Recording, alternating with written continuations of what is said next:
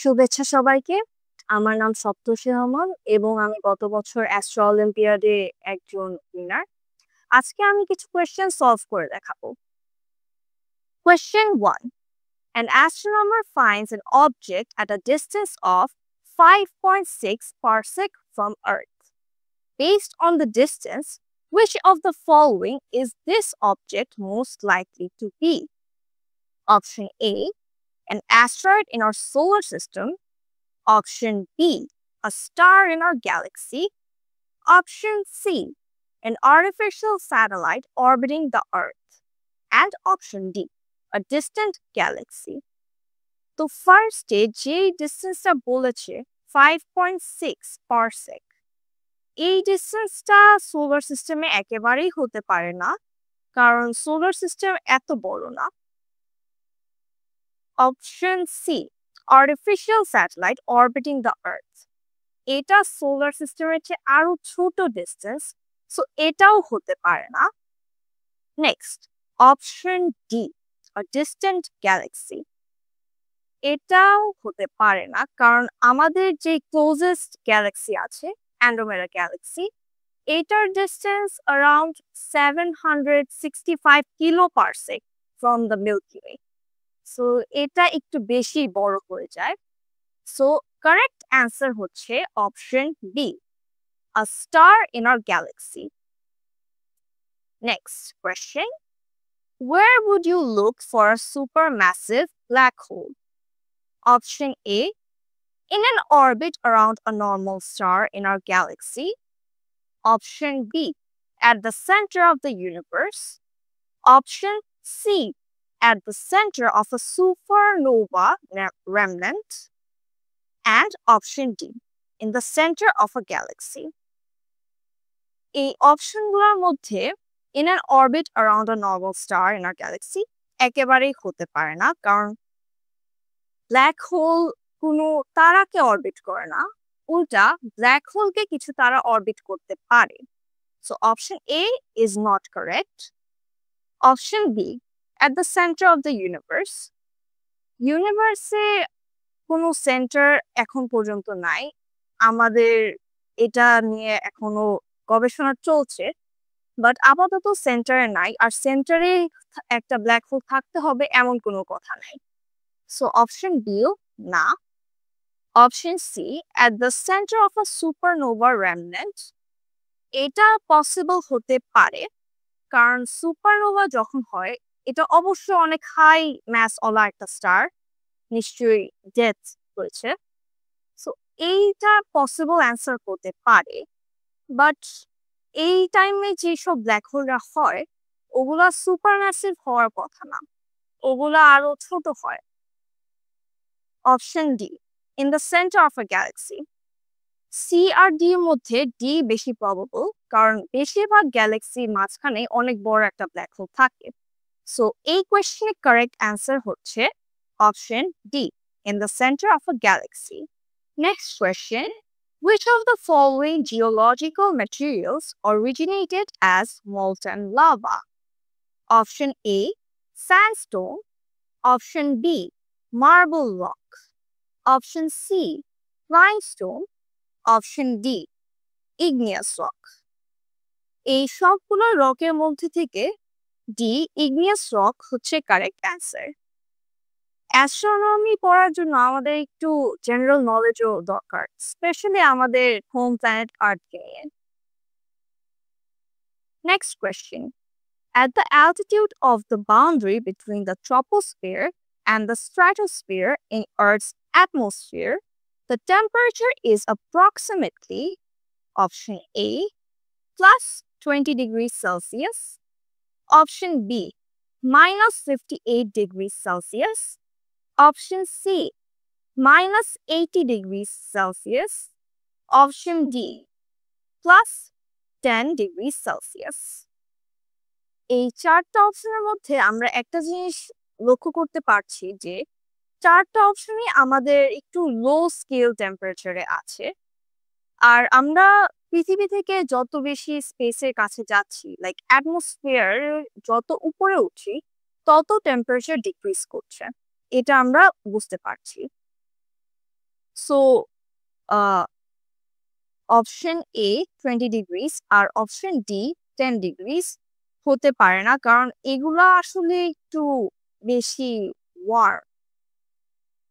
বাউন্ডারিটা যে টেম্পারেচারটা হবে ওটা আসলে আরেকটু বেশি কোল্ড হবে, বাট অতিরিক্ত কোল্ড হবে না। So option B -58 degrees Celsius and option C -80 degree সেলসিয়াসের মধ্যে অপশন বি -58 ডিগ্রি সেলসিয়াসই বেশি কারেক্ট। সো কারেক্ট অ্যান্সার হচ্ছে option B. Next question. Which of the following is the major power source that drives the dynamics of Earth's atmosphere? Option A হচ্ছে outflow of the original heat of production from Earth's interior. Option B, tidal effects from the moon and the sun. Number C, the burning of fossil fuels such as coal, oil, and natural gas on Earth's surface. Option D, solar radiation. কোয়েশ্চেনে আমাদেরকে বলছে atmosphere নিয়ে। So option A, outflow of the original heat of production from Earth's interior হবে না, কারণ এটা আর্থের সারফেসের নিচে হচ্ছে, অ্যাটমসফিয়ারে হচ্ছে না। অপশন বি, টাইডাল এফেক্টস, এটা মোস্টলি আমাদের water bodies, for example ocean আর কন্টিনেন্টসকেও একটু এফেক্ট করে, বাট মেইনলি এটা আমাদের সারফেসের মধ্যেই রয়ে যাচ্ছে, অ্যাটমসফিয়ারে হচ্ছে না। So option B is also not correct. Option C একেবারেই কারেক্ট না, কারণ এটা কোনো ন্যাচারাল প্রসেস না, এটা burning of fossil fuels. So correct answer is option D, solar radiation. Next question is, which of the planets fit the following description? A planet with a very hot, solid, cratered surface with no atmosphere. Option A, Venus. Option B, Mars. Option C, Jupiter. Option D, Mercury. First of all, আমাদেরকে যে প্ল্যানেটের ডেসক্রিপশনটা দেওয়া হয়েছে ওটার মধ্যে লেখা আছে solid crater surface. So Jupiter হতে পারে না, কারণ জুপিটারের কোনো সারফেস নাই, it is a gas giant. So Jupiter is definitely not the planet. Next যে অপশনসগুলো আছে এই তিনজনে সলিড। এখন আমরা এক এক করে বলি। ভিনাস হতে পারে না, কারণ ভিনাসে অ্যাটমসফিয়ার আছে। মার্স ক্রেটার্ড, বাট মার্সেরও অ্যাটমসফিয়ার আছে। সো লাস্ট অপশন মার্কারি হচ্ছে প্ল্যানেট, কারণ এটা সূর্যের সবচেয়ে কাছাকাছি। সো এটা ডেফিনেটলি অনেক হট থাকার কথা। So yes, it is a very hot, solid cratered planet with no atmosphere. সূর্য এত কাছে থাকার কারণে এটা আসলে নিজের অ্যাটমসফিয়ারটা ধরে রাখতে পারেনি। Next question. Which was the first country to land humans on the moon? Option A, China. Option B, France. Option C, the United States. Option D, the Soviet Union. এটা আমাদের বেসিক্যালি জেনারেল নলেজের একটা question. So correct answer is option C, the United States. Next question. At what approximate time will the new moon rise? Option A, midday. Option B, sunset. Option C, sunrise. Option D, midnight. আচ্ছা, এই কোয়েশ্চেনে আমাদেরকে বলছে যে new moon কখন rise করবে। এটার জন্য আমাদের মুন ফেজেসের একটা নলেজ থাকা উচিত। আমাদের মুন ফেজের ডিউরেশন হচ্ছে 29 ডেজ। তার মধ্যে যখন নিউ মুন হয় তখন মুন সূর্যের অনেক কাছাকাছি থাকে। তো বলা যায় যে এটা সানরাইজের সময় উঠবে। যেহেতু সূর্যের কাছাকাছি থাকে তো সূর্য যখন উঠবে তখনই তো নিউ মুনের ওঠার কথা। তাই correct answer is option C, sunrise. Next question, a pulsar is most probably formed, option A, in the core of a star as it evolves through its main sequence phase. Option B, in the center of a supernova explosion. Option C, within a huge gas cloud by collisions between stars. Option D, just after the formation of a protostar by gravitational condensation. Pulsar হচ্ছে একটা fast rotating star. এটা form হয় একটা star মরে যাওয়ার পরে। So option D, just after the formation of a protostar, একেবারে না, কারণ প্রোটোস্টার হচ্ছে একটা স্টারের first form. So option D definitely না। Next, in the core of a star as it evolves through its main phase. না, এটাও না, কারণ এটা তো স্টারের ডেথ হওয়ার পরে হয়, একেবারে বিগিনিং এ তো হওয়ার কথা না। সো এটাও না। Next, within a huge gas cloud by collisions between stars. Stars collide হলেই পলসার হবে, এটাও কারেক্ট না, কারণ ডেথের পরেই তো হয়, কলিশনের সময় হয় না। So correct answer is option B, in the center of a supernova explosion. Next question. Helium nuclear reactions produce primarily, option A, iron, option B, carbon and silicon, option C, oxygen and neon, option D, carbon and oxygen. Number A, iron হতে পারে না, কারণ nuclear reaction আমাদের hydrogen থেকে iron পর্যন্তই হয়। Like iron হচ্ছে last element যেটা ফিউশন দিয়ে ক্রিয়েট করা যাবে, কারণ তারপরে রিয়াকশনস গুলা এন্ডোথার্মিক হয়ে যায়। মানে আমার যতটুকু এনার্জি লাগবে রিয়াকশনের আগে, ততটুকু এনার্জি তো পরে আমি প্রডিউস করতে পারছি না রিয়াকশন শেষ হয়ে যাওয়ার পরে। সো তার জন্য আয়রনের পর আর ফিউশন হয় না। সো আয়রন ডেফিনেটলি হতে পারে না, কারণ হিলিয়াম আর আয়রনের মাঝখানে অনেক বড় একটা ডিফারেন্স আছে অ্যাটমিক নাম্বারসে। Next, carbon and silicon. Carbon হতে পারে, যেহেতু হিলিয়ামের অ্যাটমিক নাম্বার হচ্ছে 2 আর কার্বনের অ্যাটমিক নাম্বার হচ্ছে 6, বাট সিলিকন একটু বেশি দূরে।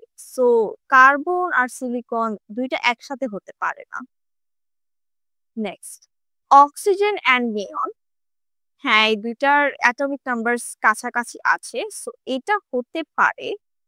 বাট নেক্সট অপশন হচ্ছে কার্বন অ্যান্ড অক্সিজেন, এই দুইটা আরো কাছাকাছি। কার্বনের অ্যাটমিক নাম্বার অক্সিজেন আর নিয়নের আগে, সো কার্বন হতে পারে আর অক্সিজেন নিয়নের আগে অ্যাটমিক নাম্বারসে।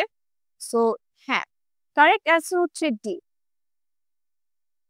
Next question, how is the mass of the galaxy estimated?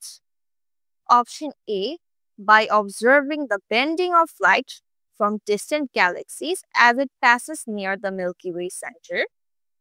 Option B, by observing its movement toward neighboring galaxies because of gravitational attraction. Option C, by counting stars and assuming an average stellar mass. Option D, by applying Newton's extension of Kepler's laws to the motion of the sun and the other stars. First of all, option C definitely হতে পারে না, কারণ একটা গ্যালাক্সিতে অনেক stars থাকে আর এত stars count করা পসিবল না। So definitely not option C. Next, option A আর অপশন বি, এটা থেকেও একটু বেশি কমপ্লেক্স। সো নেক্সট আমরা অপশন দেখি option D by applying Newton's extension of Kepler's laws to the motion of the sun and other stars.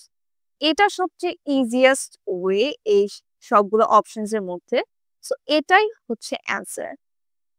Kepler R Newton এরা দুজনেই অনেক বড় সায়েন্টিস্ট আর তারা অনেক কন্ট্রিবিউশন রেখেছেন অ্যাস্ট্রোনমির জন্য।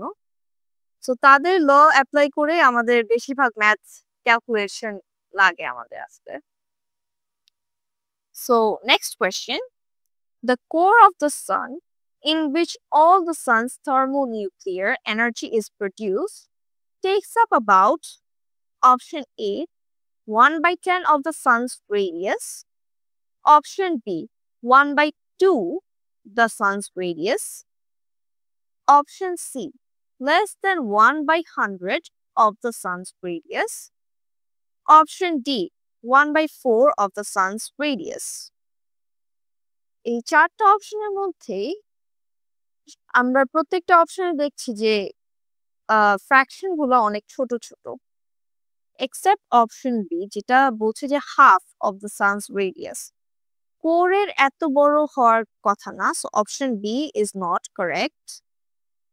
Next option A 1/10 of the sun's radius, এটা একটু বেশি ছোট হয়ে যাচ্ছে, সো এটাও মোস্ট প্রবাবলি না।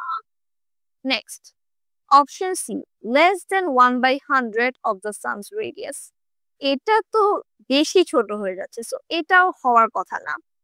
So last option, option D 1/4 of the sun's radius, this is the correct answer.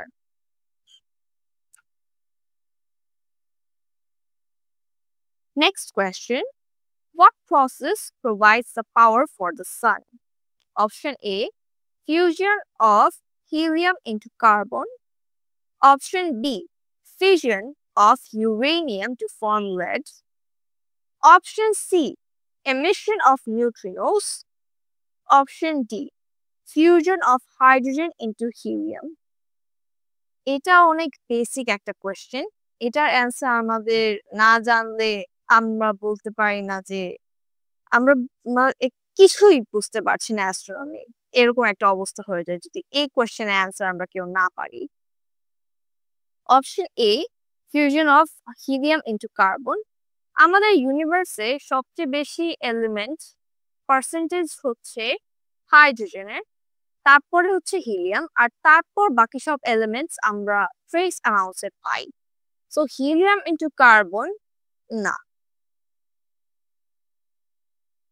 Option B fusion of uranium to form lead, এটাও কারেক্ট অ্যান্সার না, কারণ ইউরেনিয়ামের অ্যাটমিক নাম্বার অনেক পরে পিরিয়ডিক টেবলে, আর এটা এমনি ইউনিভার্সে অনেক ট্রেস অ্যামাউন্টসে পাওয়া যায়। So option B is also not correct, plus option B তে ফিশনের কথা লেখা, ফিউশন না। ফিউশনে একটা বড় এলিমেন্টকে ডিভাইড করে ছোট ছোট পার্টিকলস ক্রিয়েট হয়, সো ফিউশন হওয়ার কথা না।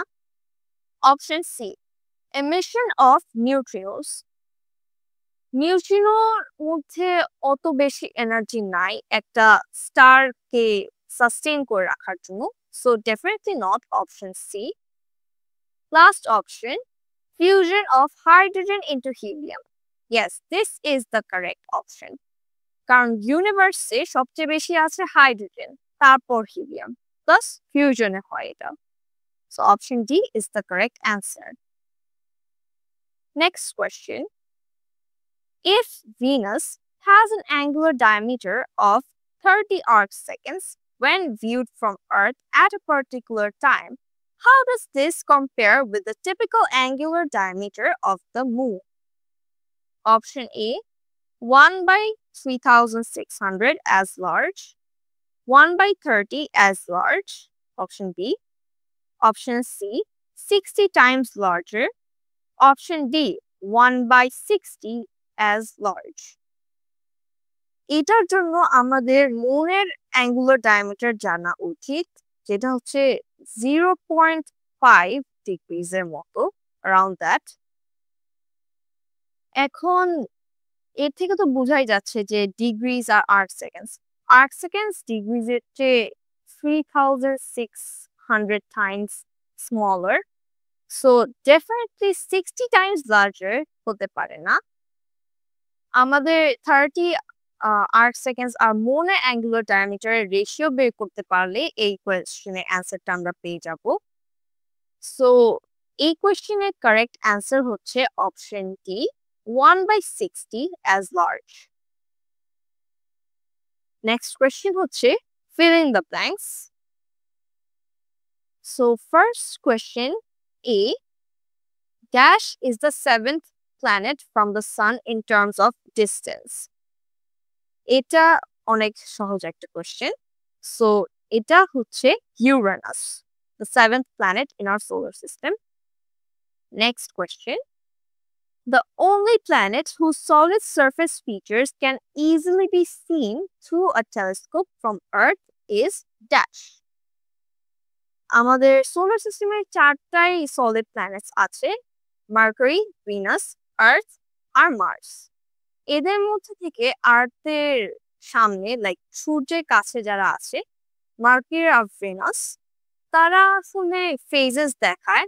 আর সূর্যের কাছে থাকার জন্য আমরা অনেক সময় তাদেরকে দেখতে পারি না ঠিকঠাক ভাবে, কারণ সূর্যের দিকে তো বেশি লাইট হয়ে যায় আর ওই টাইমে টেলিস্কোপ ইউজ করা উচিত না।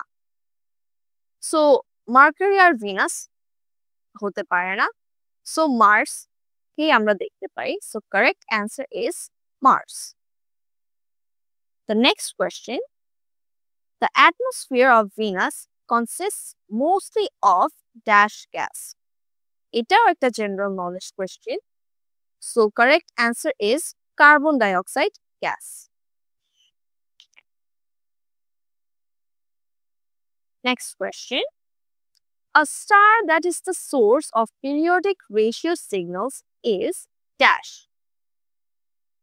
এটার জন্য আমাদের স্টার এভলিউশনের একটা আইডিয়া থাকা উচিত।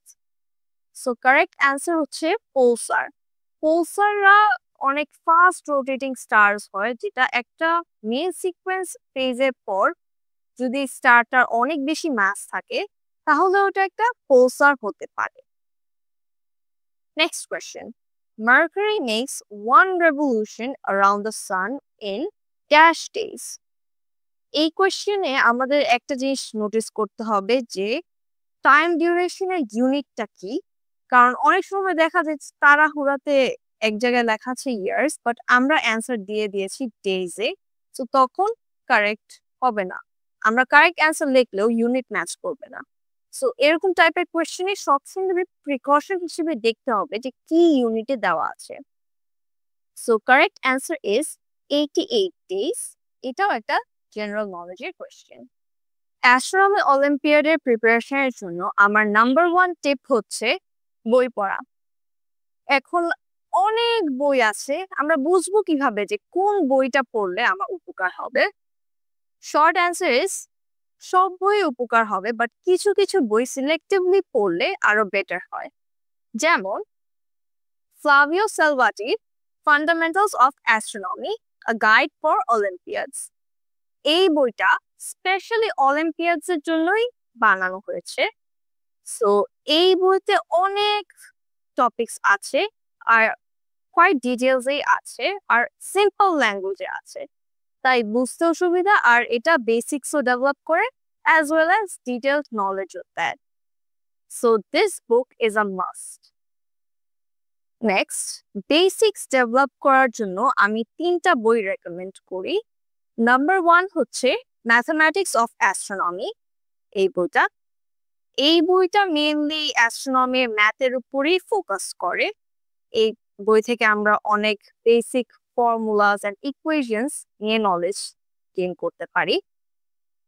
নেক্সট হচ্ছে স্কাউন্স আউটলাইনস অফ অ্যাস্ট্রোনমি। এই বইটাও অনেক ভালো। এটা যে কোনো এনথুজিয়াস্ট বা অ্যাস্ট্রোনমি নিয়ে যে নাকি ইচ্ছুক, অনেক প্যাশনেট, তার জন্য এই বইটা অনেক পারফেক্ট। এই বইয়ের ল্যাঙ্গুয়েজও অনেক ফ্রেন্ডলি অ্যান্ড সিম্পল, সো বুঝতে কোনো অসুবিধাই হবে না।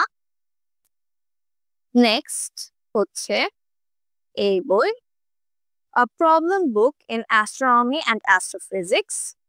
এই বইটা হচ্ছে অলিম্পিয়াডের কোয়েশ্চেন্স অ্যান্ড সলিউশনস নিয়ে। এই বই থেকে আমরা প্র্যাকটিস করতে পারি। ফর এক্সাম্পল, আমরা এই বই পড়ে নলেজ অনেক গেইন করছি, এখন আমি টেস্ট করতে চাচ্ছি যে আমার কতটুকু ইমপ্রুভমেন্ট হয়েছে। সো ওইটা আমরা এই বইয়ের সাহায্যে করতে পারি। তাছাড়াও আমরা ইউটিউবে অনেক ভিডিওস দেখতে পারি। আমাদের অবজারভেশনের জন্য একটা ওয়েবসাইট হচ্ছে স্টেলারিয়াম, এটার অ্যাপও আছে। সো এই অ্যাপটা অনেক ভালো আমাদের অবজারভেশন স্কিলস ডেভেলপ করার জন্য। এই অ্যাপের মাধ্যমে আমরা ডিফারেন্ট কনস্টেলেশনস দেখতে পারি, তারপর প্ল্যানেটস, ডেটও চেঞ্জ করা যায়। ফর এক্সাম্পল, ফিউচার কি কি ইভেন্টস হবে ওইটা আমি স্টেলারিয়াম থেকে দেখতে পারি। সো এটা ইউজ করে আমরা অনেক প্র্যাকটিস করতে পারি। আর ইউটিউবেও একটা কনস্টেলেশনস এর চ্যানেল আছে, সেটা হচ্ছে লার্ন দ্য স্কাই। এই চ্যানেলে অনেক সুন্দর করে সবকিছু ডিটেলে এক্সপ্লেন করে যে এক এক কনস্টেলেশনে কি কি তারা আছে, এই কনস্টেলেশনটা আমি নাইট স্কাইতে কিভাবে লোকেট করতে পারি, প্লাস এই কনস্টেলেশনের স্পেশাল কিছু জিনিস, ফর এক্সাম্পল স্পেশাল কি কি নেবুলা আছে বা কি কি গ্লোবুলার ক্লাস্টার আছে। এই এই সব কিছু ওই চ্যানেলে অনেক সুন্দর করে দেওয়া আছে, লাইক এক একটা কনস্টেলেশনের উপর ভিডিওস দেওয়া আছে। সো অবজারভেশনের জন্য learn the sky YouTube channel plus Stellarium is enough, I think. আরেকটা জিনিস যেটা তোমার মনে রাখতে হবে, যে অ্যাস্ট্রোনমি তুমি যখন ফার্স্টে পড়া শুরু করবে বই, তখন তোমার মনে হবে যে তুমি তো এইসব নিয়ে কিছুই জানো না, এগুলো তো অনেক কমপ্লেক্স, অনেক কমপ্লিকেটেড জিনিস। ওয়েল, এটা নর্মাল। ফার্স্টে এরকমই মনে হবে যে জিনিসটা অনেক কঠিন, বাট আস্তে আস্তে তুমি যখন পড়তে থাকবে, তোমার মধ্যে একটা ইন্টারেস্ট ডেভেলপ করবে, জানার ইচ্ছা আসবে। আর তখন ওই ইন্টারেস্টটাকেই তুমি ফলো করো, আর দেখবে যে সবকিছু আস্তে আস্তে ইজি হবে, অ্যাটলিস্ট আন্ডারস্ট্যান্ডেবল হবে। সো আমার টিপ হচ্ছে যে তুমি হাল ছেড়ো না। ফার্স্টে একটু কষ্ট হবে, বাট কষ্টের পরেই তুমি আসলে ভালো কিছু পাবে, ভালো কোনো রেজাল্ট পাবে। So don't give up. Time consuming হতেই পারে, বাট তার জন্য কখনো আশা ছিল না। So that's it. Best of luck and don't give up. Thank you.